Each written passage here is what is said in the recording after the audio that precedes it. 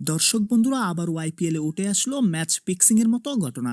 এবার চেন্নাই কিংবা রাজস্থান নয়, ক্রিকেটের মহোৎসব বলতেই পারেন আইপিএলকে। শত শত তারকা ক্রিকেটারের মেলা বসে টুর্নামেন্ট জুড়ে। আইপিএলে ফিক্সিংয়ের কালো ছায়ার ইতিহাস রয়েছে। 2013 সালে স্পট ফিক্সিংয়ের অভিযোগ প্রমাণিত হয় চেন্নাই সুপার কিংস ও রাজস্থান রয়্যালসকে 2 বছরের জন্য নিষিদ্ধ করেছিল ভারতীয় উচ্চ আদালত কর্তৃক গঠিত RM লোধা কমিটি।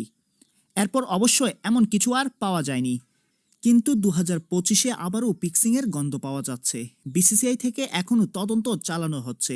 যদি সঠিক তথ্য বের হয় তাহলে নির্বাসিত হতে পারেন 2025-এ পারফরমেন্স করা ভালো কয়েকটি টিম। এখনও অবধি যে টিমগুলির নাম জড়িয়ে রয়েছে তার মধ্যে হলো হায়দ্রাবাদ, কলকাতা, পাঞ্জাব এবং লখনৌ সুপার জায়ান্টস। যদিও লখনৌ মালিক সঞ্জীব গোয়েঙ্কা অস্বীকার করেছেন। তিনি বলেছেন আইপিএলে ফিক্সিং হয় না। তবে গোয়েঙ্কা শুধু ফিক্সিং হয় না এ কথাই বলে থামেননি, আইপিএলে ফিক্সিং অসম্ভব বলেও তিনি মন্তব্য করেছেন।